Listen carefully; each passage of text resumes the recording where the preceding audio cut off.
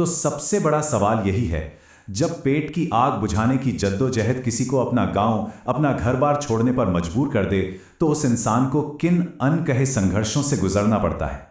ये सिर्फ एक सफर नहीं है, बल्कि वजूद को बचाने की एक लंबी लड़ाई है। और अगर हम इसके पैमाने की बात करें, तो जरा इस नंबर पर गौर कीजिए, 10 करोड़।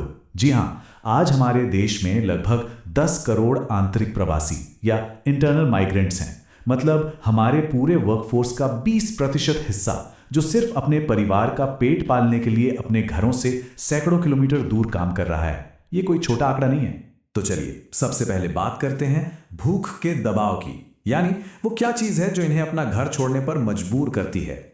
डेटा साफ दिखाता है कि इसके पीछे सबसे बड़ी वजह है गहरी खाद्य असुरक्षा।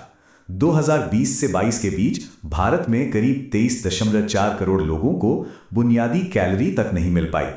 गांव में खेतों का आकार इतना सिकुड़ गया है कि उससे होने वाली कमाई से अब घर नहीं चलता। जाहिर है, जब घर में अनाज ही नहीं होगा तो इंसान क्या करेगा। और यहीं से जन्म लेती है सर्वाइवल की एक बहुत ही आम रणनीति, जिसे हम सर्कुलर मेल लेबर माइग्रेशन कहते हैं। आसान शब्दों में समझें तो परिवार के पुरुष काम की तलाश में शहरों की ओर निकल पड़ते हैं और बाकी परिवार गांव में ही रहता है। मकसद सिर्फ एक होता है, किसी तरह आजीविका को सुरक्षित करना। अब आते हैं दूसरी कड़ी पर, शहरी वास्तविकता।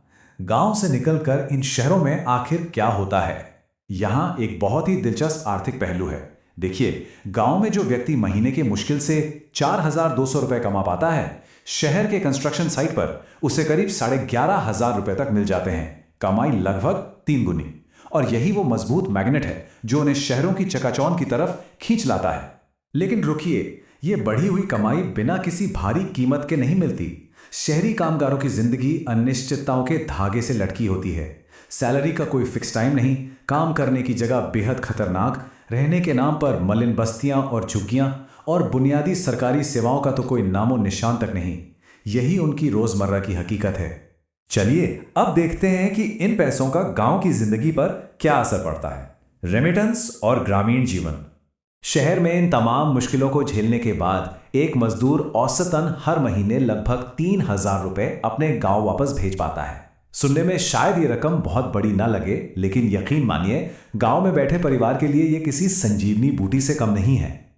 यही पैसा गांव और शहर के बीच का सबसे अहम पुल है। गांव में ये पैसे मुख्य रूप से राशन और खाने पीने की चीजों पर खर्च होते हैं। इसका सीधा असर ये होता है कि गांव में भूखमरी का खतरा काफी कम हो जाता है। परिवार को थोड़ा बेहतर और पौष्टिक खाना मिल पाता है, और सबसे बड़ी बात, उन्हें भूखे पेट नहीं सोना पड़ता।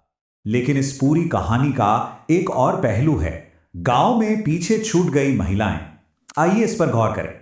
जब घर के पुरुष महीनों तक शहर में रहते हैं, तो सारा दारोमदार महिलाओं के कंधों पर आ जाता है। उन्हें ना सिर्फ घर और बच्चों को संभालना होता है, बल्कि खेती बाड़ी का पूरा भारी काम भी अकेले ही करना पड़ता है।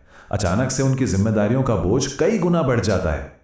और यहीं एक बहुत ही कड़वी हकीकत सामने आती है। शहर से पैसा तो आ रहा है, लेकिन काम के इस अथाह दोज के कारण इन महिलाओं में टाइम पॉवर्टी या समय की दरिद्रता पैदा हो जाती है। फुर्सत ही नहीं मिलती, और इस टाइम पॉवर्टी का नतीजा, वो अक्सर अपना ही खाना छोड़ देती हैं। दूसरों का पेट भरने के चक्कर में वो खुद कुपोषण और खाद्य असुरक्षा का शिकार हो जाती हैं। अब जरा उन परिवारों की बात करते हैं जो अपने बच्चों के साथ शहर आते हैं, यानी हमारे प्रवासी बच्चे।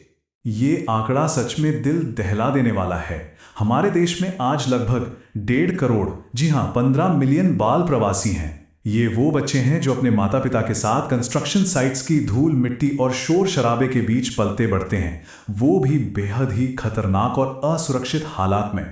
पुणे की कंस्ट्रक्शन साइट्स पर 5 साल से कम उम्र के बच्चों पर हुई एक स्टडी की रिपोर्ट तो और भी डराने वाली है। यहां कुपोषण का स्तर नेशनल एवरेज से कहीं ज्यादा है। करीब 41% बच्चे अंडरवेट या कम वजन के हैं। वेस्टिंग और स्टंटिंग, यानी उनकी लंबाई और वजन का विकास भी बुरी तरह प्रभावित है। ये हमारे भविष्य पर मंडराता एक बहुत गहरा संकट है। आखिर में बात करते हैं इस पूरे चक्र को तोड़ने की, और ये समझने की कि ये पूरा सिस्टम असल में कितना नाजुक है। जब भी कोई राष्ट्रीय या वैश्विक संकट आता है, तो इन मजदूरों का ये नाजुक सा सुरक्षा जाल ताश के पत्तों की तरह बिखर जाता है। याद है ना 2020 का कोविड लॉकडाउन, कैसे लाखों मजदूर सड़कों पर पैदल ही निकल पड़े थे। या फिर 2024 का मिडिल ईस्ट संकट जिसने कुकिंग गैस तक को इतना महंगा कर दिया कि वो इनकी पहुंच से ही बाहर हो गई। ऐसे झटके इन्हें बिना किसी जमा पूंजी के वापस अपने गांव की ओर भागने पर मजबूर कर देते हैं।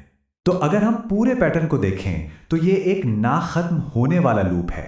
गरीबी उन्हें गांव से शहर धकेलती है, शहर की कमाई से गांव का पेट पलता है, लेकिन फिर कोई संकट या अनिश्चितता उन्हें वापस उसी गांव में फेंक देती है। और ये चक्र बार बार लगातार चलता रहता है, जो उन्हें कभी भी गरीबी के इस दलदल से बाहर नहीं निकलने देता। आज के इस विश्लेषण को खत्म करते हुए एक बहुत ही चुभता हुआ सवाल जहन में आता है। इन महिलाओं की परेशानियों, इन कुपोषित बच्चों और इस भारी अनिश्चितता को देखने के बाद हमारे इन चमकते हुए स्मार्ट शहरों और अर्बन डेवलपमेंट की असली इंसानी कीमत क्या है?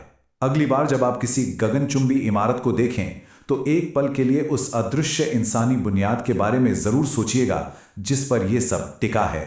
उम्मीद है आपको यह विश्लेषण सोचने पर मजबूर करेगा।